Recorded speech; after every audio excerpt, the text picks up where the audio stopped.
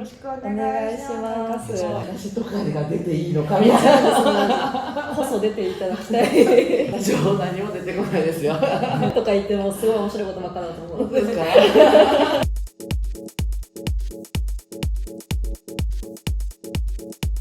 軽く自己紹介をしていただけますか？カメラ目線。どっちでもいいです。どこでもいいです。超カメラ目線でもないです。前川恵子と申します。43歳。あ、本当ですか？はい。さっき考えてたんですよ。44だっけ、43だっけ。影山さんと同い年なんですけど、そうなんですね。はい、豊橋出身で、はい、生まれも育ちも豊橋っ子です。そうなんですね。ここの会社に入ったのはまた影山さんと同期で9年前ぐらいかなになるんですけど、最初はその時にエニシングが職人募集をもともとやってらっしゃった、毎ヶ月作ってらっしゃった方のところで引き継ぐ職人募集っていうのがあって、その前は花屋で働いてたんですよ。あ、本当ですか？で、その花屋を35になる時になる前ですね、辞めたんですよ。もう転職するって思って、その時は。でも何に転職するっていうのは決めずに辞めてたんですけど、でも正社員になるって思って花屋を辞めたんですよ。その時が私就職氷河期の時の出なので、正社員じゃない感じでずっと来ちゃってたので、もう40になる前に、いや35の前に転職しないと入れてくれるとこないかもって思って、そこで正社員になるって思って花屋辞めたんです。その時にいろいろハローワークとかも行ったんですけど、あんまりピンとこなかったんですよね。なんか結局物作ったりとかの方が好きだなと思って、でもともと昔私の祖父がカバン作る職人だったんです、で小さい頃はそれ見て憧れてたのもあったし、職人っていうのが、あとは伝統工芸品とかもすごく好きだしっていうので、なんかそういうのの職人みたいなの募集してないかな、豊橋でって思って、なんか社員も探してたけどいいのがなくって、インターネットでそういう職人豊橋募集求人だけどねでそれエニシングがパンって出てきたんですよね。でそれが本当に募集の締め切り1日前ぐらいで、エニシングのでなんかはっって思って、その時まで前掛けが豊橋産地なのみたいなの知らなかったぐらいででもこれなんかすごく惹かれると思って応募したんですよね。ただその時の募集要項が機械整備できる人1名なんですよ機械触ったことないって思って花屋だし工具とかめったに持ったことないみたいな、どうしようって思ったんですけど、いやでもこういうの携われたらいいなと思って、最初は社員になりたいって思ってたけど、やっぱやりがいありそうなことやった方がいいなと思って、そっちにも履歴書ダーって送ったんですよね。そしたらやっぱり来てる人みんな影山さんとかなんですけどもうみんなね、機械いじってる人とかばっかじゃないですか。絶対ダメだと思うから、この際正社員じゃなくていいんで何かお手伝いさせてもらえませんかの手で行ったんですよ。そしたら募集枠は1名で、影山さんが受かったんですけど、その時面接してくださったその豊橋の職人さんが西村社長に「あの子入れとこ」みたいに言ってくれて、でバイトから入ったんですよね。だけど西村さんが半年ぐらいしたら社員に降格させてくださって、で今に至ってます。長いめっちゃ面白い。でも結構強い意志を持って社員になるって思って辞められた。そう社員無理だなと社員で探すと面白い仕事にはつけないなってなんか思ったんですよ。まだその時も今ほど人の方が強くなかった会社より年齢もあるとちょっとなーって思って、なので入れてもらった西村さんと職人さんには感謝です。バイトでもいいって思えるぐらい何か惹かれるものがあって、なんかまず前掛けって聞いた時に面白いって思って、印刷デザインというか、の染めじゃないですか。私大学の時も芸大出てるんですけど、あ、そうなんですか。版画やってたんですよね、ちょうど。そうシルクなんですかスクリーンとか木版とかやってたので、はいはいなんかすごく興味あって、これしかないってその時はしかも豊橋で職人でって思ってそうなんまですさに豊橋でって思ったので、ここの返信がピンポイントでそうもう本当求人それをかけた時に募集の本当に1日前とかだったので、奇跡って思っていけるかもしれないってちょっと思いながら、こうちょっと夜だったのでお酒も入って感情的な文章は書いたと思うんですけど勢いで熱く語ったと思います。なるほどなるほど、それがじゃあ響いたのかもしれないです。夜にねお酒飲みながら書くやつは面白い。熱くなっちゃうね。ラブレターとかも誰と言いますよね。なんか翌日見て恥ずかしいみたいなそれ見られました。はい。何書いたかとか。あとは見てないかもしれない。西村さんの胸にしまっておきますけど、解かれてるかもしれないですけど。ちょっと見てみたい。読んでみたいです。そこから面白いです。いろいろやっぱあるじゃないですか。系列としては影山さんと自分で角切れたみたいな、花形みたいな。影山さんと同じ話です。横糸が5分で終わるんですか。もう必死ですよ。9代。いや10代です。 10代。今1台が別の糸のはいはい。で折ってるので、常には動かしてないんですけど、なるほど。常には9台、1台4人、4台1人私も1対4人だと結構な結構な大さですごい奪い合いだった逆逆すごい手をかけても4台1人ですね。見ててもさっき常に動いてらっしゃるのこういう必死なんです。そうですよね。もう機械が頻繁に止まるなって思ってそうなんです。ずっとこうどういう動きなんだろうと思ってこうやって見てて、あ、なるほどこれがこうなってるのかって思ってるとさって止まったりとかそうなんです夕方ぐらいになるとちょっとバテてくるみたいな。まあでも回しながらみんなで行くんですけど、今日はちょっと珍しかった。基本的には業務的なことでいうとやっぱじゃあ今やられてたことをもう折るのがほぼメインで、あとは、まあ、全体で回してる成形機も見られますので、成形機も最初私がやってたけど今別の子とかにも順繰り順繰りでやっててもらうようにして、で彫りの人がいて、あと検査織り上がった傷を省いたりとか枚数数えたり、であとは出荷準備っていうのを、まあ、みんなでぐるぐる回しながらっていう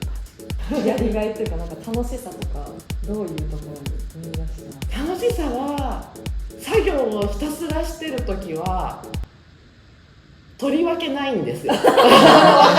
ります？必死必死みたいに。だけどなんかやっぱりメンテナンス機械してのものなので、本当にネジ一つ緩んだだけとかですっごい汚くなったり、シャトル挟んでバキバキになったりっていうのはあるんですけど、ちゃんと整備すると綺麗に折れるんですよね。綺麗に折れてると嬉しい。なんかわかります。なんか汚くなったってなって、ここちょっと直そうみたいな影山さんとやって折り始めてみたら綺麗になったってなると嬉しいみたいなそういうあとこうやってたまにいらっしゃるお客様、まあ、主には西村さんがこういうところで商談とかで使われることが多いですけど、たまに私たちにもお話しかけてくれるお客さんとかが褒めてくれたりすると嬉しいですね。外の声を聞けるというか、皆さんすごいすごいですね。どうなってんだろうと思ってすごい複雑でも私も入った時全く分かんなかったんですよ本当に。でもやってて全部やっぱり歯車で連動してるので、何かがこうおかしくなるごとに、あれこれがということはここに繋がってこうなってみたいなのをすぐには覚えれないですよ。何回も繰り返すうちにここだからこうみたいな、なんかこう、あとは昔のその食器の説明書みたいなやつも、ここ壊れたけどわからないってなると影山さんがなんか何ページ調べてこいよみたいなはいみたいにしかも古い説明書インチが漢字で書いてあるんですよ口辺にすみたいな。だからリッスンだと思ってどういう尺って思ったら全然計算と合わないって思ったらインチって読むんだそんなとこから本当に専攻とかが関わるっておっしゃってたんですね。アミのすっごい周りが良くなる。いつも通りと思ってカンってかけたのがバババーンみたいな感じに飛ばされるみたいな。そんなに変わるんですね。すごい変わります。取れる具体的な枚数とかも変わってくるんですか？もう周り回転が速くなればよくはなります。天井からのベルトで回してるので、なんか私もよくわからないんですけど、晴れ渡った湿気のない日、こういう日とかでも昼間に太陽光が当たって熱されて伸びてるのか、乾燥して伸びてるのか、ベルトが伸びるんですよね。そうするとなんか風鈴の吸い付きが悪くってすっごい遅くなっちゃうんですけど。夏と冬でも違いますよ。違う。夏と冬。でも夏の方が遅くなります。でも人間もへばってるので、夏は生き物みたいな感じですね。そんな感じもしますね。たまに伸びすぎてベルト締めるともうなんかついていけないみたいな暴れすぎてみたいな体の一部みたいな感じですかね。まだたまに痛みを感じ取りきれない時がありますけどねやっぱり難しい。栗山さんもさっき聞いて9年っておっしゃってて、それでもまだまだとおっしゃられてたんですけど、いやなんかいろんな旗屋さんとか見るとやっぱり、知らないことの方がはるかに多いですね。そうなんですね。やってみてもそれだけやられてても日々新しいことがもう日々起こりますよ。影山さんの方が全然できるので、なんでここ見てなかったの？本当だみたいなそんなんばっかりずっといじってればなんとなくこう分かってくるみたいな感じ。おじいさんですね。おじいさんがカバン職人。カバン職人だったんですけど、ちょっといろいろあって自己破産してしまって、お店自体と工房は別の方にもう譲っちゃってるんですけど、小さい頃はよく正月とかも出入りしてましたね、工房。そういう小さい頃からの光景がやっぱ印象が。そうですね。なんか物作ってる人っていいなぐらいの漠然とした感じだったとは思うんですけど、なんか自由だなっていうのも僕はまたイメージ違うとは思うんですけどね。ずっと動き続けて作り続けるっていう感じなので。昔おじいさんが見てた自分のものづくりと今実際に自分がやられてみてっていうので、また見方とかも変わったこととかありますか？印象というか。いや、どうだろう。でもなんかやっぱり物作るのが好きな人は没頭するんだなっていうのは思いました同じ作業というか、でもじいちゃんの方がでもこう皮を切ってカバンが出来上がるまでの一環を一人でやってたので、だけどこっちって分業制なんだよ。だから最初ちょっとこんなはずじゃなかったので若干思ったけどでもどうせやるならばちゃんとやりたいというだから思ってた職人像とはやっぱりなんかそういう点では違います。なるほどなるほど。おじいさんは手でも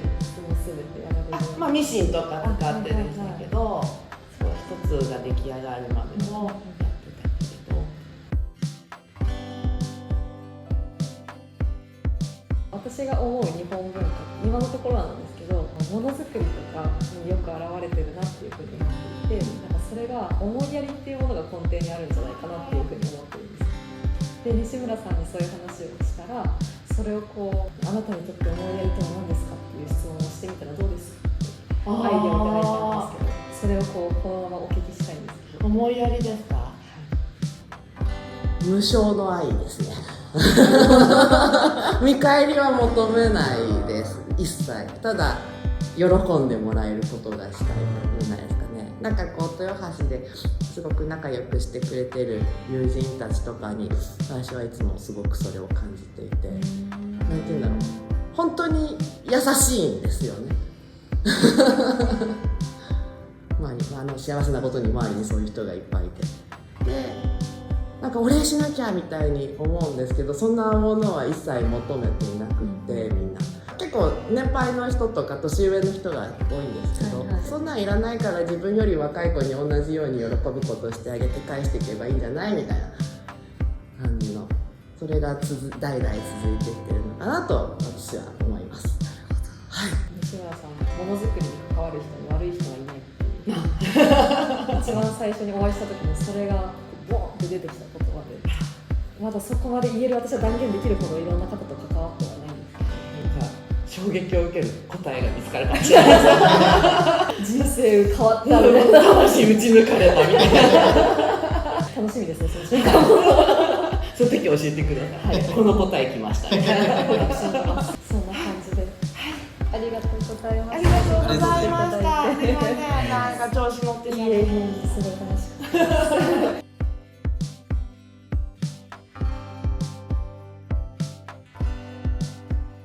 大丈夫か、いやオールカットされてる動画出さないみたいな。